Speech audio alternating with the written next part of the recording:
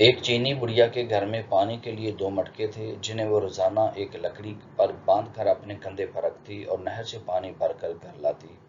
ان دو مٹکوں میں سے ایک تو ٹھیک تھا مگر دوسرا کچھ ٹوٹا ہوا۔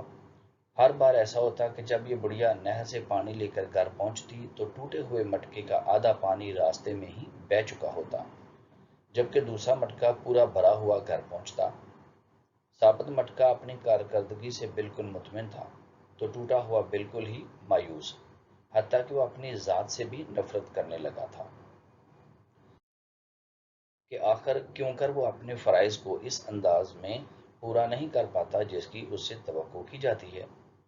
اور پھر مسلسل 2 سالوں تک ناکامی کی تلخی اور کڑواہٹ لیے ٹوٹے ہوئے گھڑے نے ایک دن اس عورت سے کہا، میں اپنی اس معذوری کی وجہ سے شرمندہ ہوں کہ جو پانی تم اتنی مشقت سے بھر کر اتنی دور سے لاتی ہو، اس میں سے کافی سارا صرف میرے ٹوٹا ہوا ہونے کی وجہ سے گھر پہنچتے پہنچتے راستے میں ہی گر جاتا ہے۔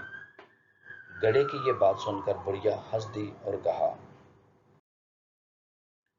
کیا تم نے ان سالوں میں یہ نہیں دیکھا کہ میں جس طرف سے تم کو اٹھا کر لاتی ہوں ادھر تو پھولوں کے پودے ہی پودے لگے ہوئے ہیں، جبکہ دوسری طرف کچھ بھی نہیں اگا ہوا۔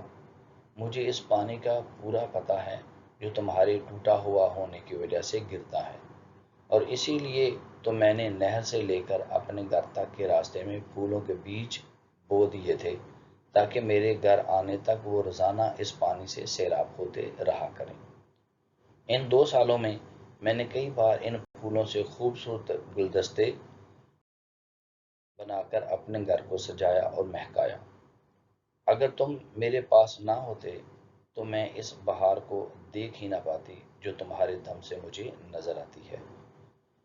یاد رکھیے کہ ہم میں سے ہر شخص میں کوئی نہ کوئی خامی ہے، لیکن ہماری یہی خامیاں، معذوریاں اور ایسا ٹوٹا ہوا ہونا ایک دوسرے کے لیے عجیب اور پرتاثیر قسم کے تعلقات بناتا ہے۔ ضروری ہے کہ ہم ایک دوسرے کو ان کی خامیوں کے ساتھ ہی قبول کریں۔ ہمیں ایک دوسرے کی ان خوبیوں کو اجاگر کرنا چاہیے جو اپنی خامیوں اور معذوریوں کی خجالت کے بوجھ میں دب کر نہیں دکھا پاتے۔ معذور بھی معاشرے کا حصہ ہوتے ہیں اور اپنی معذوری کے ساتھ ہی اس معاشرے کے لیے مفید کردار ادا کر سکتے ہیں۔ جی ہاں، ہم سب میں کوئی نہ کوئی عیب ہے، پھر کیوں نہ ہم اپنے ان عیبوں کے ساتھ ایک دوسرے کی خامیوں اور خوبیوں کو ملا کر اپنی اپنی زندگیوں سے بھرپور لطف اٹھائیں۔ ہمیں ایک دوسرے کو اس طرح قبول کرنا ہے کہ ہماری خوبیاں ہماری خامیوں پر پردہ ڈال رہی ہوں۔